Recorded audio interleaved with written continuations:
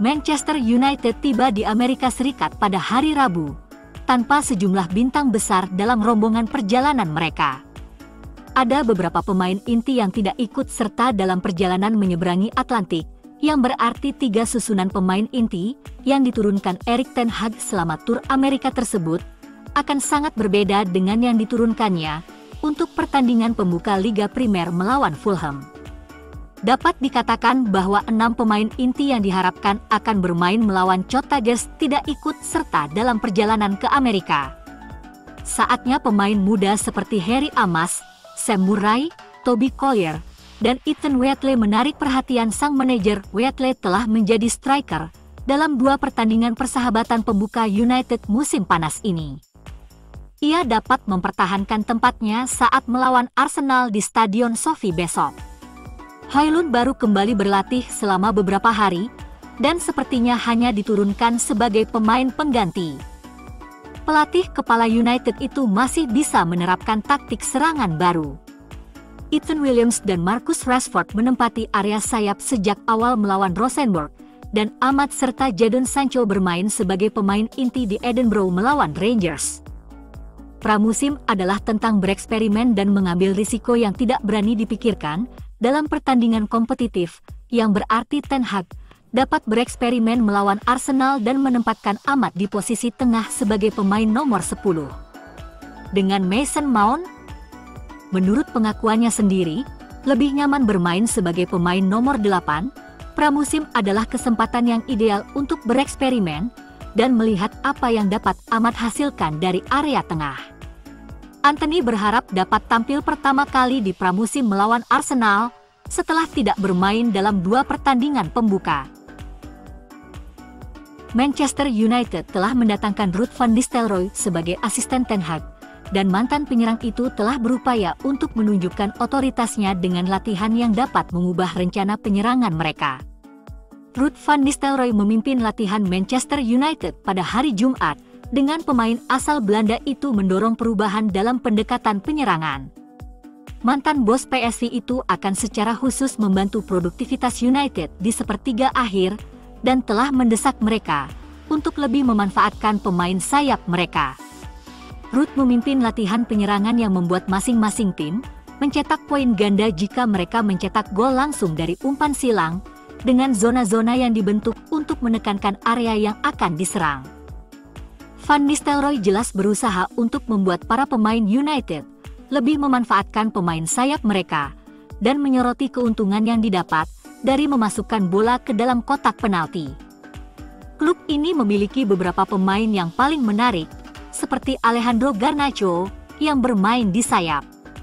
Rasmus Højlund membuktikan musim lalu bahwa ia adalah ancaman saat bola dikirim ke kotak penalti, dan itu mungkin menjadi motivasi di balik latihan menyerang United.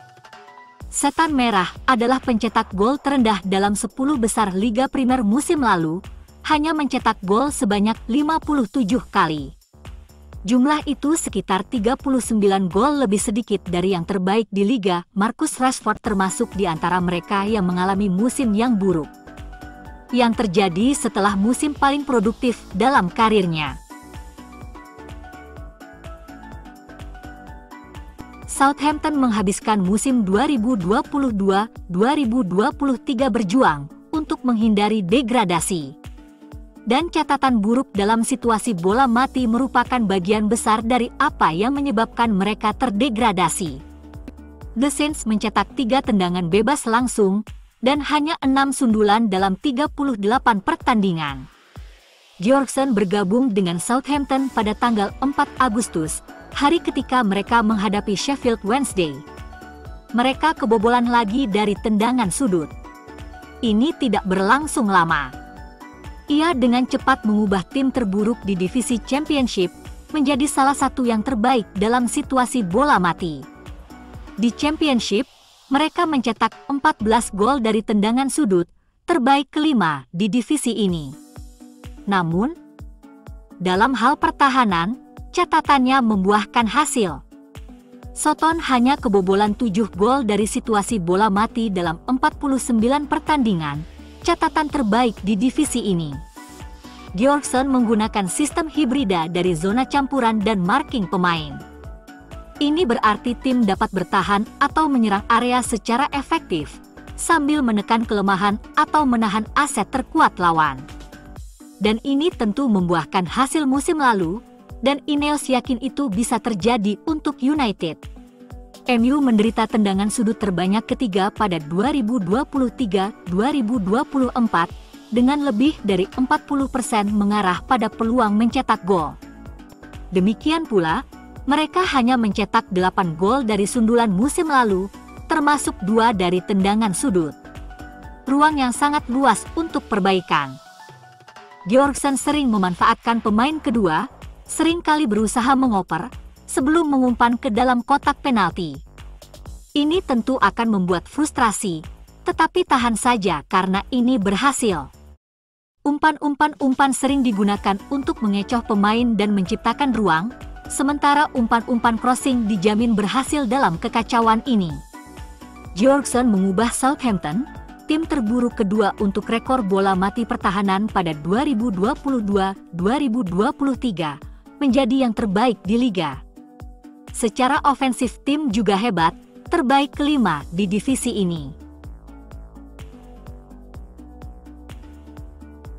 Real Madrid ingin membajak kesepakatan untuk Matthijs de Ligt karena MU kesulitan mencapai kesepakatan dengan Bayern Munich, menurut laporan. MU berharap untuk merekrut setidaknya 1 bek tengah lagi musim panas ini dengan de Ligt, Jarrad Brandtwaite dari Everton, dan Antonio Silva dari Benfica semuanya dikaitkan. Telah banyak dilaporkan selama berminggu-minggu bahwa de Ligt telah menyetujui persyaratan pribadi dengan United. Setan Merah dilaporkan telah mengajukan tawaran sebesar 29 juta pound untuk de Ligt yang ditolak oleh Bayern Munich, dengan klub Bavaria itu menginginkan 42 juta pound untuk menjualnya. Fabrizio Romano menulis United memiliki kesepakatan dengan Matthijs de Ligt, tetapi pengeluaran sangat penting. Dan saat ini, United tidak akan pernah setuju untuk membayar 50 juta euro dalam satu solusi atau tanpa tambahan. Dan sekarang laporan di Spanyol mengklaim bahwa Real Madrid berusaha membajak upaya mereka untuk merekrut permata tersembunyi de Ligt musim panas ini, dan sekarang Bernabeu bisa menjadi tujuan bagi de Ligt. Presiden Real Madrid, Florentino Perez, bersedia mengeluarkan 34 juta pound untuk mengamankan perekrutannya, yang sedikit lebih banyak dari yang ditawarkan Setan Merah sejauh ini. Bayern Munich harus menjual pemain itu musim panas ini. Nosair Mazraoui telah menolak kepindahan ke West Ham karena ia ingin bergabung dengan Manchester United. The Hammers telah menyetujui kesepakatan senilai 16,5 juta pound untuk merekrut bintang Bayern Munich tersebut, dan diyakini bahwa persyaratan pribadi juga telah disetujui sebelum kepindahan ke Liga Premier. Namun, kesepakatan kini telah gagal untuk pemain internasional Maroko berusia 26 tahun tersebut, dengan Manchester United dinilai sebagai tujuan pilihan bagi mantan bintang Ajax tersebut. Mazraoui tidak pernah tertarik untuk pindah ke West Ham, karena ia menginginkan klub yang lebih besar, dan sang pemain, terutama, berharap agar Setan Merah datang dan mengajukan tawaran resmi untuknya. Namun, menurut Fabrizio Romano, Manchester United harus menjual Wan-Bissaka terlebih dahulu, sebelum mereka dapat mewujudkan kesepakatan untuk Mazraoui. Agen Rafaela Pimenta masih dalam pembicaraan langsung dengan Manchester United tentang transfer Matthijs de Ligt dan Nosair Mazraoui. Kedua pemain tersebut merupakan target transfer konkret bagi MU. De Ligt dan Mazraoui, keduanya ingin bergabung dengan MU pada bursa transfer ini. Pembicaraan dan negosiasi masih berlangsung. FC Bayern butuh penjualan. Meskipun Mazraoui adalah target utama untuk mengisi posisi bek, ia bukanlah satu-satunya pemain yang menjadi incaran Ten Hag dan pimpinan Ineos. David Hanko, yang merupakan penggemar berat Liverpool, telah disebut-sebut sebagai target, sementara klub tersebut juga telah dikaitkan dengan mantan bintang Chelsea, Marcos Alonso, dengan status bebas transfer. rencana West Ham untuk merekrut Aaron Wan-Bissaka kembali berjalan sesuai rencana. Sebelumnya, dengan semakin dekatnya perekrutan Nosair Mazraoui, West Ham tiba-tiba menarik minat darinya. Ini telah memicu United untuk merekrut Mazraoui dengan syarat melepas dulu Wan-Bissaka. Ini taktik dari The Hammers.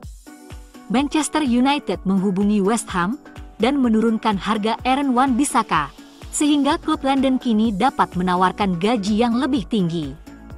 Ineos berpikir untuk menutup posisi bek kiri dengan merekrut Nosair Mazraoui. Ia dapat bermain sebagai bek sayap di kanan dan kiri, seperti Dalot. Dan dengan harga sekitar 15 juta euro plus bonus, ini merupakan kesepakatan yang sangat bagus untuk MU. Sementara itu, Tyrell Malacia nampaknya akan semakin lama bisa bermain lagi. Dilaporkan ia telah dirawat di rumah sakit setelah mengalami kecelakaan saat mengemudikan mobil rekan setimnya, Marcus Rashford. Malacia ditabrak oleh seorang yang diduga pengemudi dalam keadaan mabuk, sehingga mengharuskannya dikirim ke rumah sakit.